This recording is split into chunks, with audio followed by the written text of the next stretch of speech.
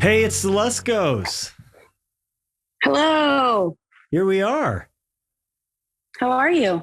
I'm so All good. the way over there, so far from me. I'm here at our podcast desk, and you're at home sitting in front of a beautiful photo of our family in front of the Tetons. They're in Jackson Hmm. Hole, Wyoming.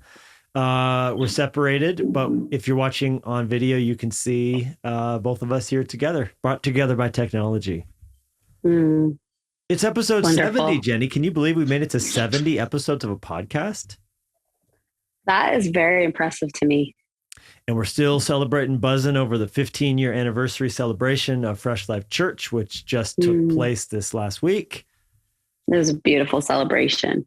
We're riding high in the saddle still from the fresh from the release, even though it feels like an eternity ago. It was only last week that we released Last Supper on the Moon out into the world.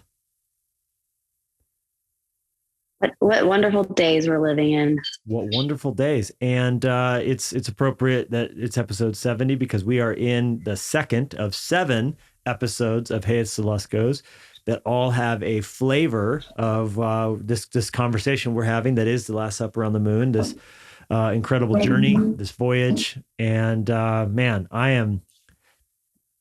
to be completely honest with you, Jenny, I am shaking a little bit right now. I don't know if you Oh can see. no, are you No, no, no, okay? no, no, no. Very good shaking.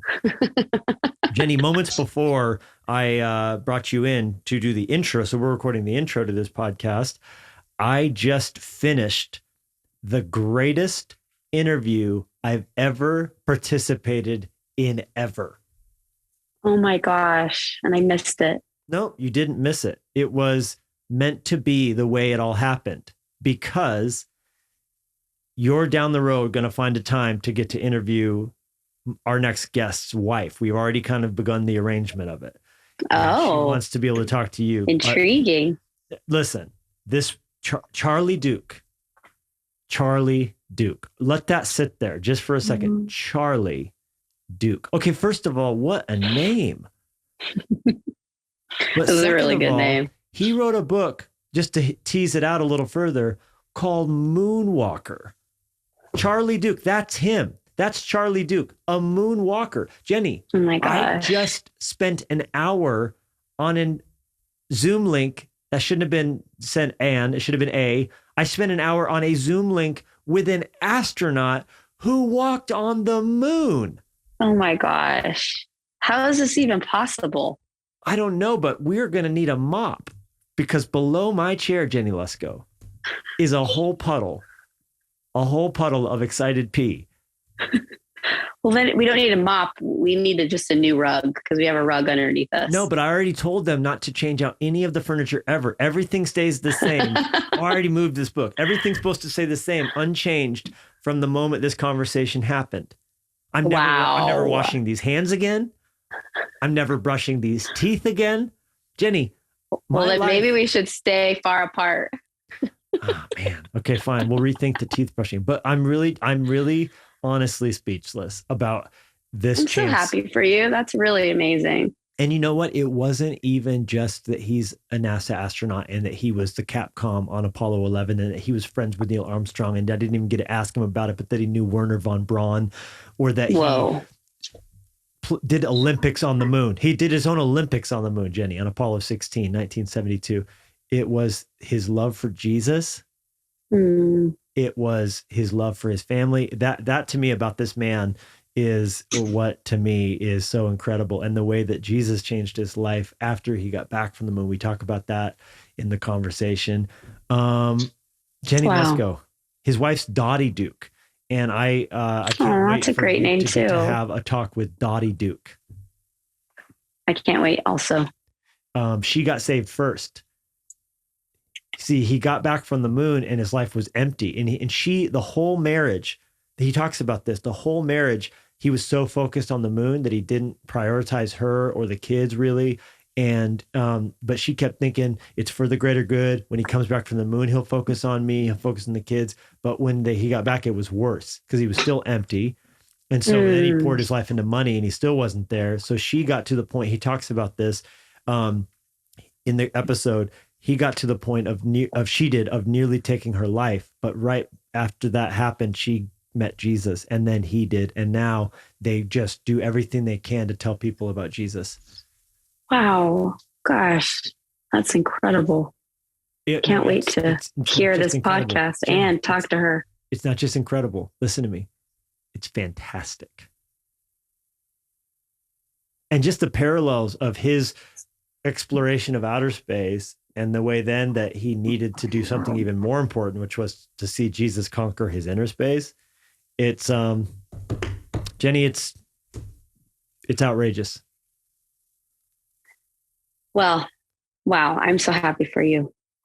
Okay. And I'm so happy for the listeners because everyone gets to be part of this conversation. And from his home in New Braunfels, Texas, we are pleased on Hey It's Luskos to introduce to you the one and only Charlie Duke.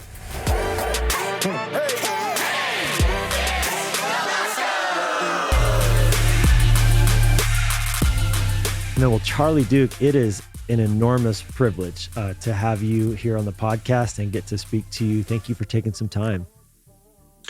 My pleasure. Glad I had time to do it. And our time together.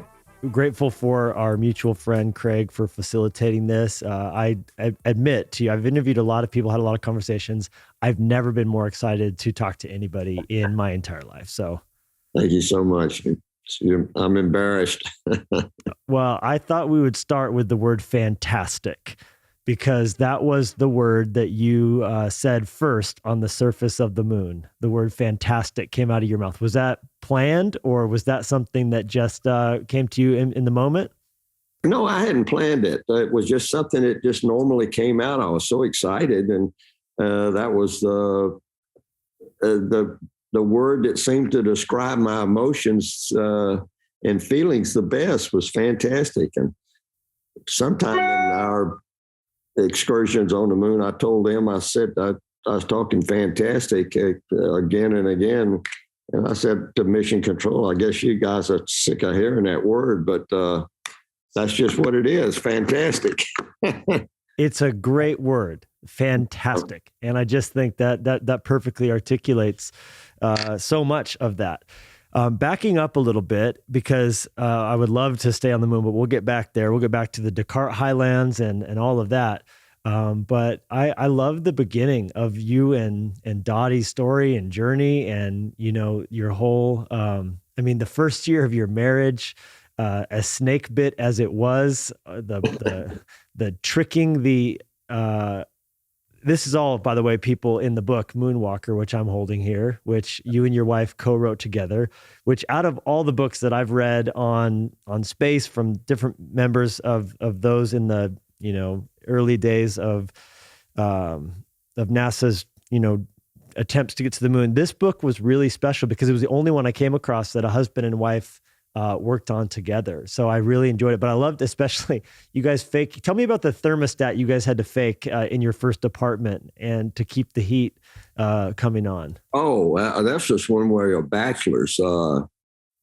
We had rented an apartment. It's four of us bachelors, four guys from, we were all at MIT together in different programs, but still at MIT in graduate school. And so we didn't like the graduate school quarters and dormitory style. So we decided to rent an apartment. And this apartment was an old converted 3-story house. And I think we had the second floor, but I'm not sure. I don't remember. Anyway, it leaked like a sieve. The windows didn't fit. There was cracks in the windowsills and everything. And it got really cold up in Boston. And so we were freezing to death. And so in our engineering ingenuity, we said, well, there was the thermostat in the place, and we kept turning it up, but didn't have any effect. So why don't we just get a ice bag and put it on top of the thermostat, which we did, and it worked really great. It warmed up the apartment, and we were toasty from then on.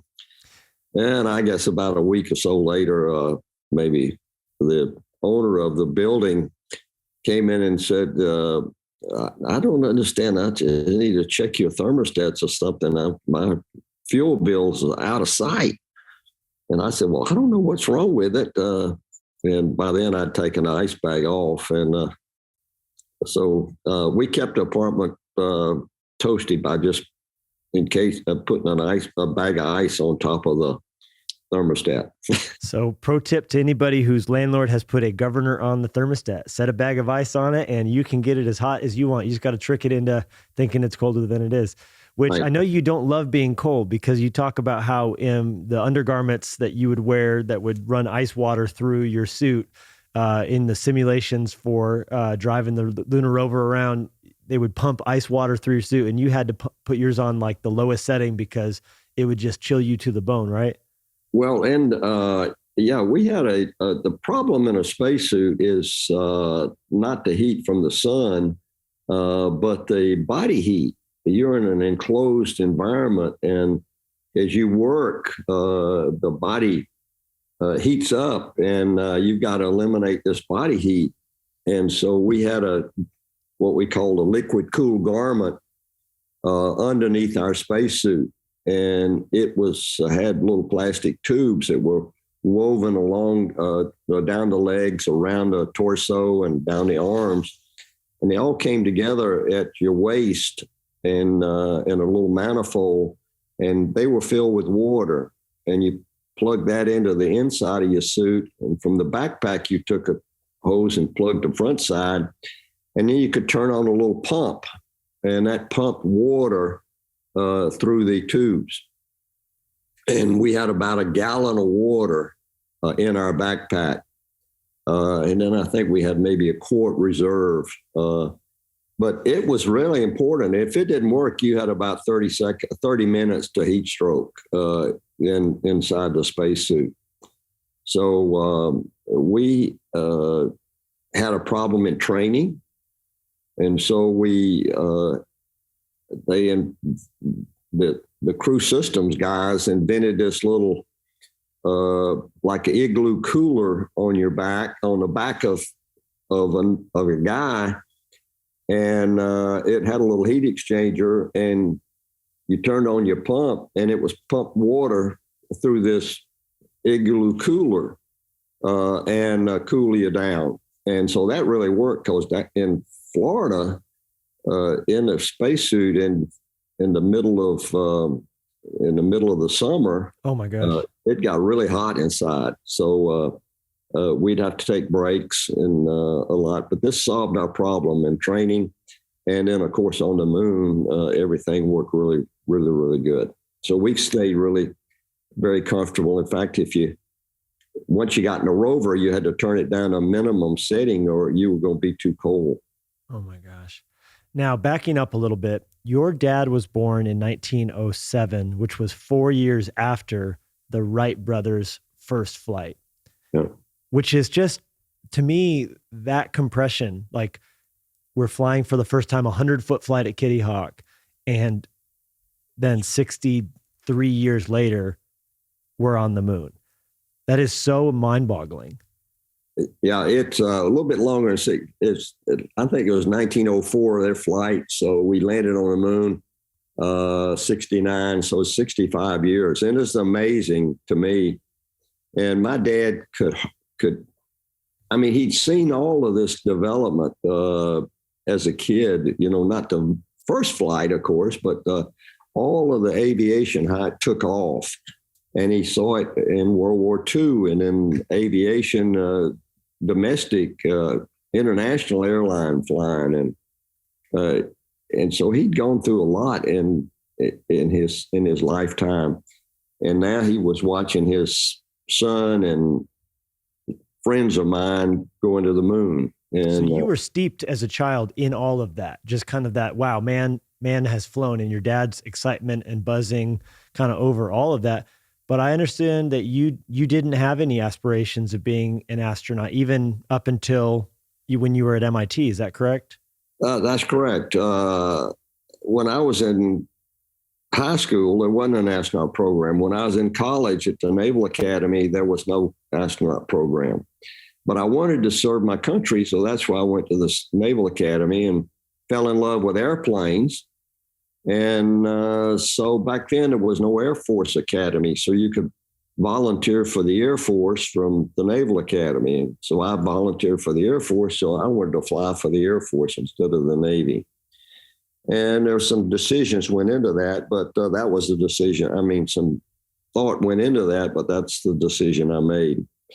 And I was in flying school in October of 1957 when Sputnik went up. And to me, that was the beginning of the space age. And after that, I was on my way to Germany in 1959 when the first astronauts were selected. NASA was formed. And I was in Germany in 1961 when Yuri Gagarin flew. And then Alan Shepard went up. And 2 weeks later, President Kennedy announced the Apollo program. But even with all of that, I never considered myself qualified. I wasn't a test pilot. I wasn't. I was an engineer, but I didn't have the total flying time of the experience. So it never really, even when they were selecting more astronauts, it still didn't hit me until 1964, I guess it was. I was working late 63 and 64. I was working on my thesis at MIT, and it was on the Apollo guidance and navigation system. And there I met some astronauts. They'd come up and look at the system and how we doing and how's it work and all those kind of things. And I'd never met anybody that's so enthusiastic and for a job. And so, how did I get that job? And they said, well, get your degree and go to test pilot school and you might have a chance. So I took their advice and went to test pilot, got my degree, went to test pilot school. And 2 months after I graduated from test pilot school, NASA needed another group of astronauts. So you saw an ad in the New York Times, is that right? It was in the LA Times. Times. In California, right. Yeah, right. It was sort of this one, I think you mentioned in the book, it was changed. NASA is looking for men. You must be a United States citizen, not over 36, less than 6 feet tall, with a college degree in math or science, and with at least 1,000 hours flying time. If you meet all these requirements, then please apply. So you're just looking through the newspaper and you see this. You've already had your conversation with these astronauts. And so you're like, well, I guess I'll give her a shot. Exactly. And it worked out. Through the process, I think they probably had 3,500 applications, and there were about 350 that they interviewed, as I recall. And out of that, 19 of us were selected. 3 from my test pilot school class, and others from Edwards, since I was the birthplace of test piloting as far as the Air Force. But the Navy guys that got in, they'd gone to Navy test pilot school. So anyway, we all started out in April 1966, and 3 of us ended up going to the moon. I was the only moonwalker, but the other 2 guys were command module pilots on Apollo 14 and Apollo 15. So, wow. And you were the 5th group. You were part of the 5th group of astronauts selected. That's correct. Yeah. There were 19 of us. One was killed in an automobile accident shortly after we got there. And one dropped out because of medical reasons. He became allergic to something. But everybody else was there. And we ended up, a lot of us flying. Everybody eventually flew in space that wanted to go. But it was only 3 of us got to fly of that group. No, 3 of us in my test pilot school class got to fly. There were a lot of us went to the moon out of that 19. Now, I do want to come back to that, picking it back up at selection. And I do want to ask about the experience of having ice water poured in your ear and all of the other things that they did, which apparently was a step down from what the original 7 and even the new 9 had to deal with at Loveless in New Mexico. But Backing it up, you mentioned Sputnik 57, and then you mentioned Kennedy's speech shortly after Alan Shepard's 15-minute flight. You're in Ramstein Air Force Base, Germany. You're an Air Force pilot at that point. You had one real hairy moment where you almost landed at the wrong base, from what I understand, right? Right. And there's some great stories there. I was telling my children, we were laughing about, they were asking me about the book, and I had just read when your friends were pretty hard partying, and one night after too much drinking, one of them decided he was going to fly out of the second story or third story window, and he said, "I'm going to fly home." And you guys said, "How are you going to fly home?" And he just opened the window and jumped out and broke both of his ankles. Yeah. we were all bachelors, and we had some wild guys, and the BOQ, or Bachelor Officers Quarters, was right across the street from the Officers Club. And so we decided that, well, we could drink at the Officers Club, but why don't we make us a bar? And we rented a room in the officers and the BOQ and turned it into the Black Knight Bar. And then the other was the Moon Bar too, right? Sorry? There was also a Moon Bar? Well, it was called a Black Knight Bar. It wasn't it wasn't a Moon Bar back in those days. Anyway, this guy, Heave or somebody, I don't remember his name now, but he got a little too many beers or whatever he was drinking, and decided he was going to be, he's going to fly home. So he jumped out the window and broke his ankles, but he got okay and got back on flying status after that. But it's crazy.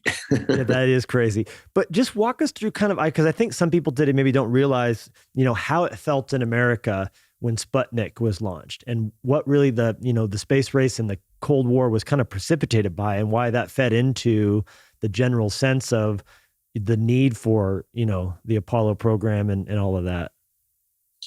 Well, we were way behind in the space race with the Russians, with Sputnik. And then they had Yuri Gagarin orbited the Earth even before we had anybody in space. And had we even sent a monkey up yet? Yeah, we'd done that. Well, not with Sputnik, but before Yuri Gagarin, before Alan Shepard went up, and before he went up, they used dogs. But Laika, I think they sent Laika, and then we sent Ham, right? Ham was a monkey. Yeah, Laika was the Russian dog. Right. Yeah, and so they were testing with the human body. That was the question, and so anyway, we were really behind, and so Kennedy wanted how are we going to beat the Russians? And as I recall, Werner von Braun, who was running the Marshall Space Flight Center at the time, sent him a paper, and I got a copy of this letter from von Braun to the president. And basically it says, we can't beat them here and there, but we can beat them to the moon. And I think that was one of the major factors behind Kennedy committing us to the moon in 8.5 years after the Shepard's flight. And I was incredulous at this. We just shook our heads. We got 15 minutes in space and we're going to go to the moon in the next 8.5 years. But we did it. And that was the amazing thing about how NASA, it was like gearing up for World War II. We started building everything, and tremendous manufacturing capability. And so we started in, and 8 years and 2 months later, I'm sitting in mission control talking to Neil Armstrong when he and Buzz landed on the moon. And Saturn V was a tremendous vehicle. The spacecrafts were fantastic. And so 400,000 people working 7 days a week, 3 shifts a day to get this done. And it was an amazing achievement. And I still, shake my head, man, how did we do that? But we did it.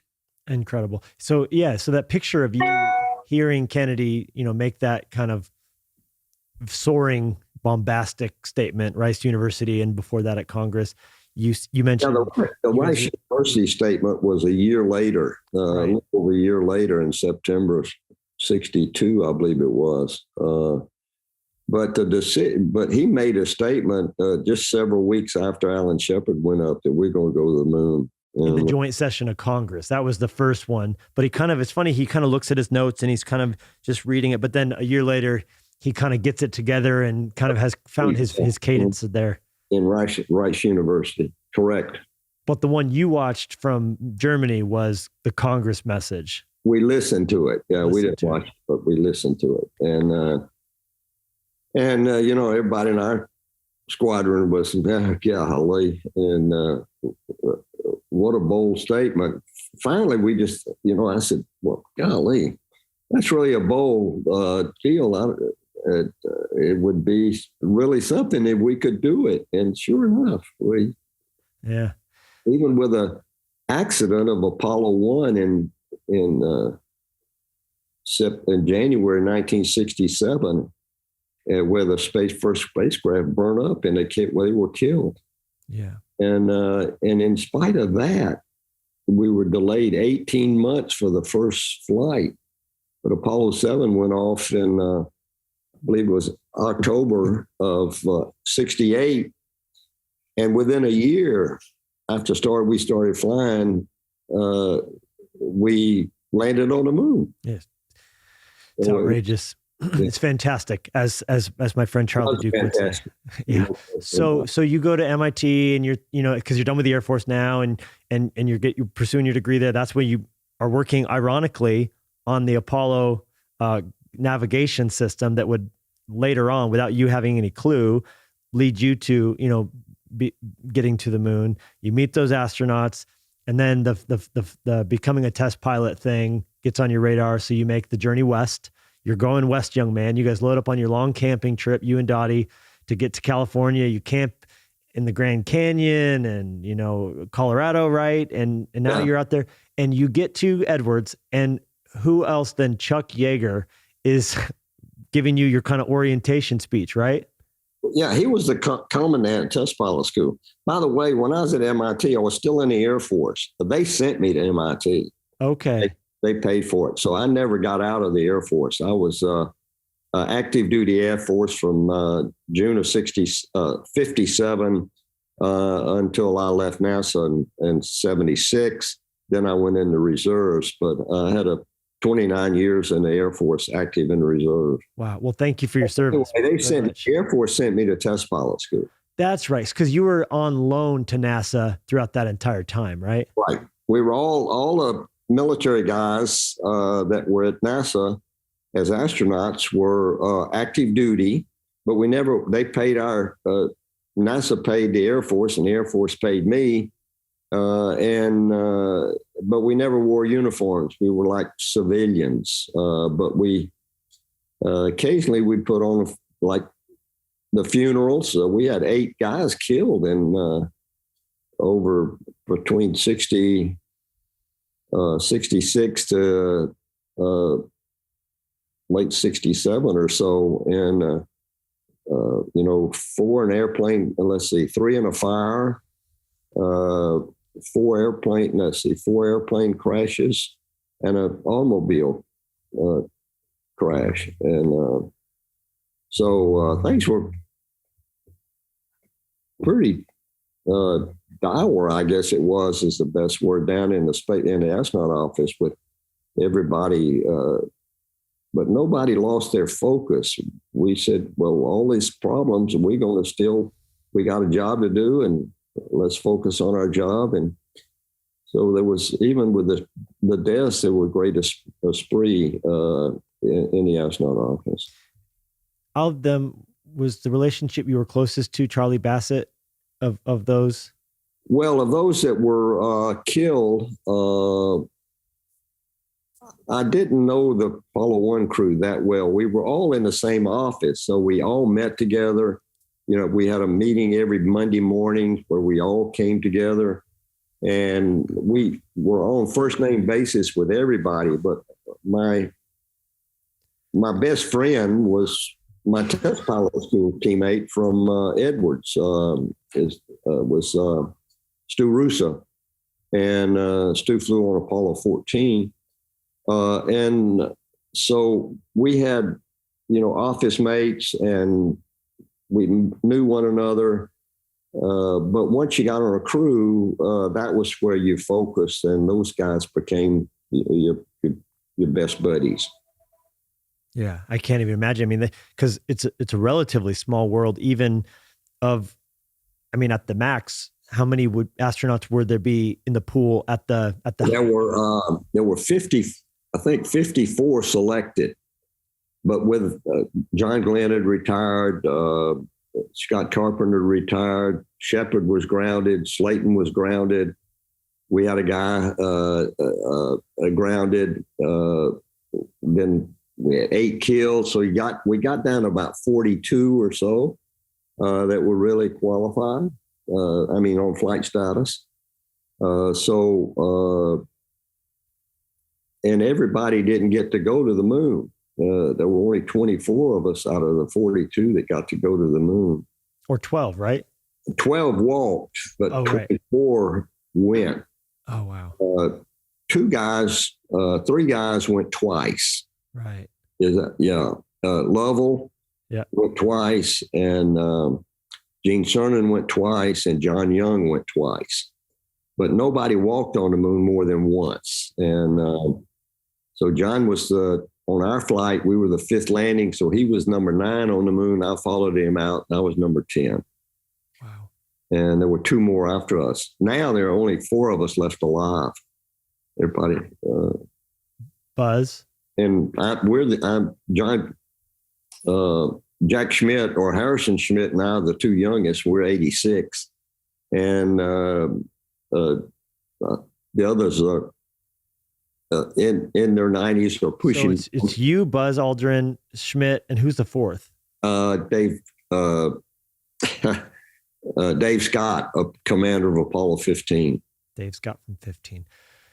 Wow. Okay, so let's get back to the ice water. So now you've gone through, your time with Chuck Yeager, which we just mentioned in passing, but he's famous for the breaking the sound barrier for the first time and sort of responsible for the persona that all pilots have kind of taken on, the drawl you hear on the, even you get on a United Airlines flight, you'll hear the pilot kind of, hey, we're going to take it up to 30,000 feet. That drawl, that kind of all came from the persona that Chuck Yeager had, the cool, right stuff, that period, right? Yeah, he did. He was a good boss too. He didn't interfere with you very much, but he gave you an assignment. After I went to work for him after test pilot school. Okay. As a student in test pilot school, we rarely saw him. He was, he just had a great staff, and he let everybody go work. I never got to fly with him while I was at test pilot school. But then I became his boss. He became my boss, and from I think it was July, August of 1965, I was on his staff working in the space side of the business, test piloting. And he was a great boss. He gave you an assignment. He just, he was tough, but fair. So we had a great relationship. And over the years, we became very good friends. And he died several years back, and I was at his memorial service. And his first wife died, and he remarried Victoria, and they were living in California when he passed away. So we stay in touch with her, and he was really a great mentor and ended up a great friend. He did have some pretty funny comments about why he wouldn't want to be an astronaut because you'd have to sweep the monkey poop off the seat before you sat down and all that, which probably sounded a little bit salty, kind of maybe from the, those who because he wasn't qualified at that point, right? Well, at the beginning, he would have been qualified to be a, let's see, I think he was probably I'm not sure whether he was under 36 or not. I don't know what the first, the Eisenhower requirements. The Eisenhower requirements were, but he saw the astronaut job as just being a robot. Was it spam in a can, they called it? Well, that's basically it. Yeah, you were in this thing and the first spacecraft design wasn't going to have any windows. And no windows. You weren't going to have any control over the vehicle, but the first 7 astronauts said, we want windows so we can see out. We want a control system so that we can fly this thing manually if we have to. And they got that in Gemini, right? Yeah. And so they put it all in. But Yeager's idea was you're going to be that first, spam in a can, you're going to fly along, you're going to be a guinea pig, you're not going to be, that's no fun. So I don't really know his motive for not. He was just having too much fun flying, I think. Yeah. Well, and if the flight surgeons had their way, you guys would have been human guinea pigs, because it sure seems like they did their best to make sure you were lab rats. Yeah. Well, nobody knew what was going to happen, and in the beginning, and so the physicals were very, very thorough, rigorous, and crazy. That's the eel. Tell us about the eel that they used to use. Say again. The eel, the big metal thing. They call it the eel that they would probe the depths of the rectal cavities with. Yeah. So we had a whole week of physicals, but they weren't anything that was out of the ordinary. They just wanted to be thorough. We had a whole day of electrocardiograms, and we had some test of vertigo test and things like that. And we had a psychological test, and then the normal things you get in a normal physical, blood work and, examining everything, x-rays. And so it was thorough, but it was, to me, seemed okay. I mean, and that's when they were pouring ice water in your ear to see if it could make you sick. That was part of your vertigo test and things like that. So I don't recall having any unusual effect from ice water in my ear. Just that that was really cold. And you're looking at ink blots going, they're asking you, what's this, what's that? And you guys kind of predetermined, nothing perverse, nothing weird. We're not giving any of these psychologists what they want. That was in the psychology exam that we did by the psychiatrist, the ink blots and, and all of those things. That was just part of the deal. It's part of the deal. It's part of the job. And amazingly, for all you went through during that period, it was a step down from what the first crew went through, because you were in obviously the centrifuges and all that, but did you have to do the thing where you had to orient it right and all that?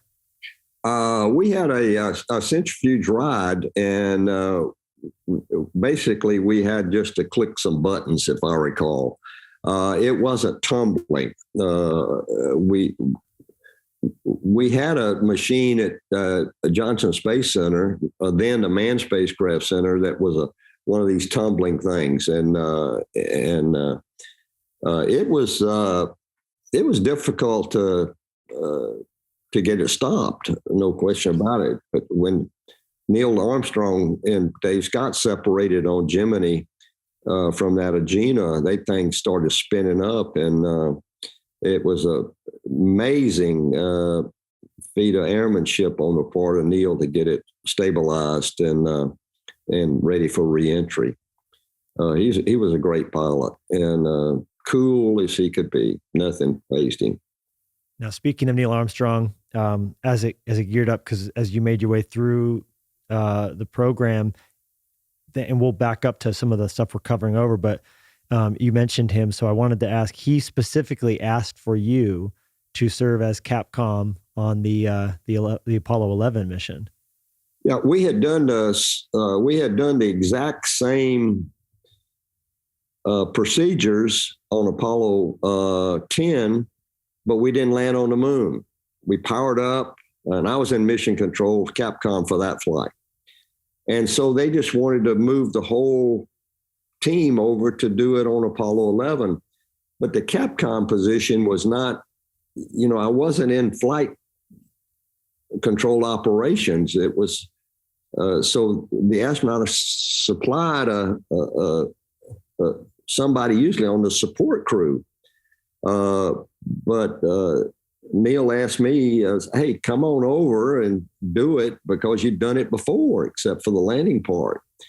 So it was a great honor for me to just shift over with that Gene Kranz's gold team or white team, whichever it was.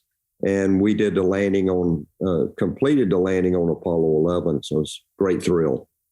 And as a result, in addition to having walked on the moon, Charlie, you also are, in your voice, a part of some of the most historic audio recordings in the history of the world. Yeah, it was a great honor, no question about it. I was just thrilled when I was asked to do that job. And I love that the CapCom, as a person of faith, to me is a great picture of Jesus. The Bible says we have a high priest who's been tempted in every way. He knows what we're going through. So when we pray to Jesus, he knows what it is to be tempted. And as the CapCom, you're a fellow astronaut. So the astronauts on the mission, they're talking to someone who knows what they're going through, not just some scientist or politician or bureaucrat or anything else like that. You know what they're dealing with, so you can kind of speak their language. Yeah, that was the whole purpose of having astronauts as a CapCom. We talked in aviation terminology, and we wanted to say things that were clear to them in terms that were not just sort of engineering stuff. Even though everybody was great engineers, we understood all that, but you tried to phrase everything that you told them, especially when you had a problem that was in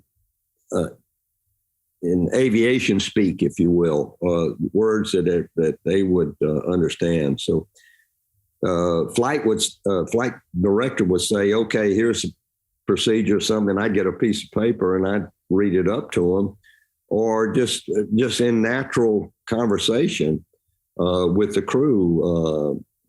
You tried to be as professional as a professional pilot as you could.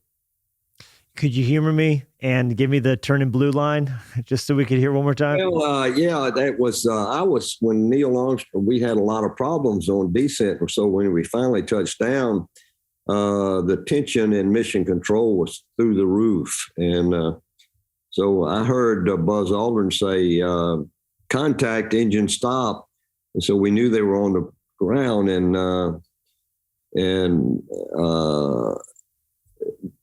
few seconds later, Neil says, Houston, Tranquility Base here. The Eagle has landed. And I was so excited, I couldn't pronounce Tranquility. At first it came out Roger Twang, and I corrected myself, Tranquility. We copy you on the ground. You got a bunch of guys about to turn blue. We're breathing again. Thanks a lot. And I mean, the tension just evaporated like punching a big balloon and the air coming out. But it was, I was probably more tense in mission control on that landing than I was in Apollo 16 landing on the moon. Wow. That says a lot. Yeah. It says a lot. 1202 program alarms and Steve Bales and, Neil's taking it manual. They're running out in fumes. He has to overshoot the boulders. They came off the Columbia too fast. I mean, and so and it comes through when you listen to those recordings, just that intensity and your voice, like 30 seconds with urgency. There's just. Yeah. Fortunately, we didn't have to abort. They were within 20 or 30 feet of the moon. And Neil Armstrong had the final decision. Mission Control said we could call an abort based on a fuel level that was a mission route. But there was about 4%, if I recall, 4% fuel remaining when we call an abort, which we thought they would use to start going up and then abort stage to the ascent engine. But he could use that 4% to land. And 20, 30 feet off the moon, he wasn't going to abort. No. He'd be like, there's some static in the signal. I didn't hear you. Yeah, exactly. Yeah. Say again, Houston. Yeah. You come through. I got to land real quick. Yeah. Okay. So now moving forward, it's April 16th, which is my wedding anniversary, by the way. My wife and I, April 16th is. Awesome. And you're Apollo 16. And because of some setbacks, which you were grateful for because of the fever you got, it's now going to be April 16th when Apollo 16 goes. And after 16 revolutions of the moon, which is incredible, so 16, 16, 16, it's now your turn. And you're the lunar module pilot on Orion. You've separated from Casper, and you're making your descent to the moon. Yeah, it was, we were ready to go. And 1 hour before we were to land, Mattingly and the other spacecraft reports a serious problem that caused us to abort. He aborted his burn. It meant we weren't going to land on the next revolution. And so we were pretty downcast. I tell everybody, if your heart could sink to the bottom of your boots in zero gravity, ours did at that point. I mean, no landing. And, we trained 2 years, the landing site's down there 8 miles beneath us, and they're about ready to tell us, get ready to come home. So, but Mission Control met the challenge. And 2 revs later, they said, you go for landing. And I said, we know what's wrong. We can't fix it, but we got a workaround. We gave it to Mattingly. So if he has any problem, he knows what to do. And so he burned on the backside, and an hour later we came and we started our descent, and we had basically no troubles on our descent. Little communication problems, but that's about it. And we had an antenna that wasn't working right. And so we had to keep maneuvering a little bit to get the data through another antenna. So we touched down, and it was fantastic. I screamed to Mission Control over the radio, but I was screaming, "Old Orion is finally here, Houston! Fantastic!" And of course, we had to settle down and make sure the spacecraft was stable and all the systems were go. And then after a rest period, we got outside for the first time and spent 72 hours exploring the moon. So now you failed to mention your hair was full of orange juice. Yeah, that was you're buttoned up in your spacesuit. And so the idea, or our flight plan said after our landing, we just stayed in our spacesuit, put on our backpacks, and went outside. Right. Well, you're outside for 8 hours. You're buttoned up in a spacesuit, so you get thirsty. Apollo 15 said, "Hey, you guys, you need something to drink." So we had this bottle of Velcro to our liquid cool garment, and a little straw came up, and we could drink out of the side of that. And but we had orange juice instead of water.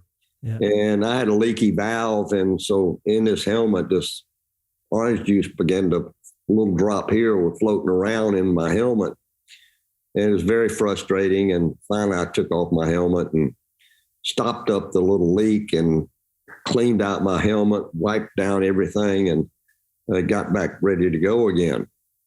And so from then on, we put water. But once we were on the moon, gravity kept the water in the bottom of the bag. And so we didn't have any leaky problems on the moon. It's insane to think about, like, so much going on, but then like a small thing like that just being nipping at the back of your mind. You had a very also impressive catch of the command module pilot Ken Mattingly's wedding ring, which he had lost for the whole mission, and you found it during a spacewalk. Well, we were doing a spacewalk, and Mattingly was now outside about 10 feet away doing an experiment, and he was back to us, and he was working on this experiment. And I was down in the bottom of the spacecraft about 4 or 5 feet from the door. And saw this little glint, and there's a glint of gold. And I looked over, and his ring was floating out the door. And to be lost in space forever. And it was going to be lost in space forever. And I grabbed for it, but I missed it. And it was too far for me. I didn't want to get outside again. So I just, well, there it goes. But it took a minute or so to get out there. It was moving very slow. And so it pinged off the back of his helmet. And miraculously, it took a 180-degree bounce and started back towards the hatch. And as it floated in the hatch and got down right in front of my face, I grabbed it. And so it was saved his wedding ring. And you didn't tell him. It's very biblical, by the way. There's a parable about the lost coin, lost ring. I mean, all the things. You put it on your pinky and give it to him later, and he has a wedding ring with quite the story. Yeah. Now that took place on your journey back, which you guys did a spacewalk heading back the 240,000 miles from the moon back to the Earth to get some film canisters, right? That's correct. Yeah.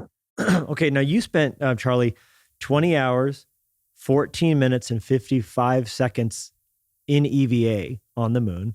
At that point, it was the longest moon EVA, and until they beat it on Apollo 17 DRATS, they took you down. Yeah. What is your most memorable moment of those? Of the moonwalks? Yeah, of the moonwalks. There were several. On the second EVA, we drove to the top of an objective to the south of us, about 4 miles, called Stone Mountain.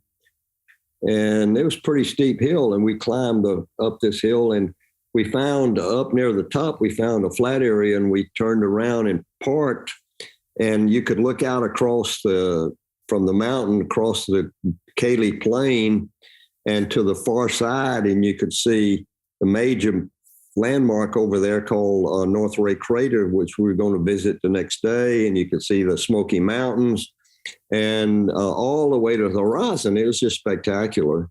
And the moon was bright gray, and the horizon was just very sharp since there's no atmosphere. And you could look up into the sky, and it was just jet black. No stars are visible because the sun shines so brightly. And it was just a very moving moment at the time. When I say moments, a couple of seconds to enjoy this, then you had to get to work because you had a certain jobs to do at each place you stopped on the. Then we came down the mountain, which was exciting. John just let this thing go, and it was, man, we were bouncing all over the place, and probably set the moon speed record there either the next day. And so we had a good time and did a lot of great geology. And I felt right at home on the moon. There was no sense of feeling like a stranger in a foreign land. And I think the reason for that was we'd studied these photographs of our landing site, and we knew just about every major crater on our landing site, and we recognized them, and we knew where to go. We had a set of maps that would help us to navigate, which I used John drove while I navigated. And the rover was tremendous little machine. We ended up driving about 17 miles total. And the next most amazing thing was North Ray Crater. The third day, we went up there, and this crater was like 500 yards in diameter, probably 100 yards deep. But you got up to the edge, but you didn't want to fall in. If you did, you were trapped. If you survived the fall, there was no way out. And they wouldn't let you bring a rope because you did bring a car, but they wouldn't let you have a tether in case you fell into a crater. We had originally we had 100-foot long tether that we could hold on to or put on the car. But we took it off. It said, it's not going to do us any good. If you fall in, you've had it anyway. So we took it off because we'd rather have half a pound of gas rather than half a pound of rope. Wow. Charlie, you spent 3 days on the moon. You spent 20 hours and some change walking around. You flew back and found a ring. I didn't get to talk about your zipper and how you grew in space. And so there was a lot of concern over whether your spacesuit would even fit. And at one point your crewman had to use pliers to get your zipper down. Well, we tried that. We said, hey, I stretched out a little bit and the suit was real tight. And the zipper was actually around my back. And I said, John, here's a set of pliers. And Mission Control heard that, said, no pulling on that with pliers, guy. So I had to squinch down really tight, and John finally just pull it across. But after that, it seemed I fit into it okay. So we didn't have much problem after that. But of all these things, I think what amazes me the most, and I could probably spend the next 7 hours of your life asking just questions about any one of these 20 things that we are flying by. But what's most amazing to me about this all is after you return home, you have an encounter that, in your words, changed your life far more than landing on the moon, far more than anything you ever did at NASA, including being a part of the historic Apollo 11 mission. And that is on Highway 46 in the state of Texas in your automobile, which was it still your 57 Chevy at that point? No, that was long gone. Okay. And could have been your Hilton Head Island vacation home, by the way, according to your dad. When you bought the 57 Chevy, you could have bought the Hilton Head vacation property for the same price, right? A piece of property that I should have spent my $2,200 on Hilton Head became beachfront property that is now worth millions. But I can't even imagine what it'd be worth today. But in the automobile, you had an encounter that changed your life, in your words, far more significantly than the moon landing. Yeah, I had been, right. My wife, coming back, I believed in God all my life. I'd been baptized as a kid and attended church regularly. But Jesus was in my head, not in my heart. And so Sunday morning was Jesus time. The rest of the time I was in charge of my life. And as a result, I was 36 when I went to the moon. After Apollo was over, I was 37 years old, and the thought occurred to me, what are you going to do now? Climb the ladder of success, but what's the next challenge? So a lot of us got frustrated, and I decided, and our marriage was steaming towards the rocks of divorce. We'd been married at 63. We had 2 boys that were 5. Almost was 7 and almost 5 when I landed on the moon. And then over the next couple of years, we had this turmoil in our marriage because I had no peace and things were just bad. And but some people, we were in church. Some people came to church in LaPorte, Texas, and they shared their testimony. And it's called the weekend called Faith Alive. And my wife, on the verge of suicide, heard these people say that Jesus is the answer.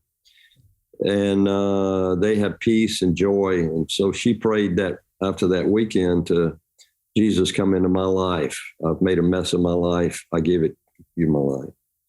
And over the next 2 months, I watched her change from sadness to joy. And we were leaving NASA at the time. I was going into business. I'd taken my eyes off the moon and put them on money. And so I ran this business for 2 years and enjoying peace at home, but no peace in my heart. And so after I sold the business, I went to this Bible study out on Highway 46 at the tennis center conference room. And there I made a decision that, as we went through the Bible, it was the story of Jesus from Genesis to Revelations, how he has revealed himself through the Bible. And I realized that, this is either true or the biggest lie ever perpetrated on humanity. And one of the scriptures that really touched my heart was John 14 chapter. Jesus says, I am the way, the truth, and the life. And nobody comes to God except through me. Now, either he spoke the truth or perpetrated the biggest lie ever said against humanity. And you get to choose. We have a free will. You get to choose whether it's a lie or you get to choose whether it's the truth. And there in my automobile, based on that and many other scriptures, I looked over at my wife. I said, darling, there's no doubt in my heart that Jesus is the Son of God come into my life. And I experienced the peace of God for the very first time. And that was in April of 1976. And almost 10 years to the day that I stepped onto the moon. And so my wife, Jesus healed my marriage, gave me peace, healed my family, gave me purpose and direction. And we've been sharing our faith ever since. Walking on the moon has opened a lot of doors for us to share not only the adventures of space and the wonder of God's creation, but the wonder of God, how he loved us so much that he sent his only son, that if you believe in him, you'll not perish, but have everlasting life. So my focus now at 86 is to serve God. I'm still busy. I do a lot of lectures around, but in every opportunity that I get, if somebody asks me, what changed did flying to the moon change your life? I said, no, that didn't, but let me tell you what did. And I give 5 minutes of just Jesus. And so I've gotten letters back from all over the world, emails and letters. You don't remember me, but I was in a meeting where you shared your testimony, and it changed my life. And I received Jesus into my heart like you did. And we get hundreds of these letters and emails and people seeing it, telling us in person how good God is and how they changed his life and what an influence that testimony has. So I'm convinced that Jesus says, go out. And what does he want us to do? He says, go out and love one another and just tell them what happened to you. And so that's my focus now, is to make sure tell my grandkids, tell their spouses, the ones that are married, to tell everybody that wants to know what happened to you. And I said, Jesus changed my life. And walking with Jesus is forever. Walking on the moon was 3 days. No comparison. Charlie, it's incredible. I'm speechless. Honestly, all of it, your faith, your evangelistic spirit, you fell flat on your back on the moon just before you got in the lunar lander the lunar vehicle to take off, the LM. But it was that falling on your knees moment that really did rock your world forever. if I'd have killed myself on the moon when I fell over backwards, that would have been disaster for me. Jesus wasn't Lord of my life at that point.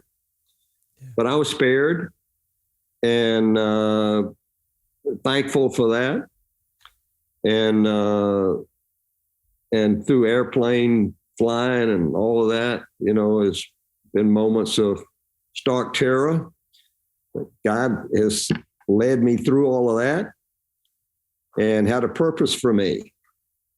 And I got a prophecy. It said years ago, it says, God says that I have been with you ever since you were born, and I've guided your every step. And I want you to use your life for me. And so I look back on my life. I can see the hand of God in my life without acknowledging it. But now, as I look back, it was not luck. God had given me the insight to make a decision to go to MIT. If I hadn't have made that decision, I never would have been an astronaut. Never would have had an opportunity to share the gospel like I do now. That prophecy you include in the book, and I want to read it if I can. The prophecy was that every single step you had taken on the moon would be used for God's kingdom. And you say you don't need, you're speaking now to the reader, you don't need to go to the moon to find God. I didn't find God in space. I found him on the front seat of my car on Highway 46 in New Braunfels, Texas, when I opened my heart to Jesus, and my life hasn't been the same since. You said I could live 10,000 years and never have an experience as thrilling as walking on the moon, but the excitement and satisfaction of that walk doesn't begin to compare with my walk with Jesus, the walk that lasts forever. Amen. Fantastic. Fantastic. You're right. Charlie, you're my hero. I'm so thankful. I want to be respectful of your time. I would love to at some point have another conversation and get to talk more about some of these things. And my wife, Jennie, is absolutely dying to get to meet Dottie. I don't know if Dottie does interviews, but she would be thrilled to get to speak with her. Yeah, we share together a lot, and Dottie does do interviews, and so email us and we'll get on Zoom. She'll get on Zoom and be happy to talk to Jennie. Well, there is a photograph of Dottie and your two boys and you that is sitting on the surface of the moon at this moment that you left there, which is so special. And we pray God's blessing on you and them. And I'm inspired. I know that everyone listening is inspired to live for Jesus, to pursue the passions that he's put inside of our heart, to trust the providence of God that can weave together things like he weaved together your journey and so many moments. And so I know you said it's not luck, but I do say in all that God has for you in the coming days, good luck and Godspeed. Charlie Duke. Thank you very much, Levi. I enjoyed the conversation with you. God bless you too and your family. Thank you so much for listening. And be sure to swing by LeviLusko.com to see what's going on in our world, and make sure to subscribe so you don't miss a single episode. In the meantime, we would love to connect with you on social media. Jennie and Levi Lusko, out.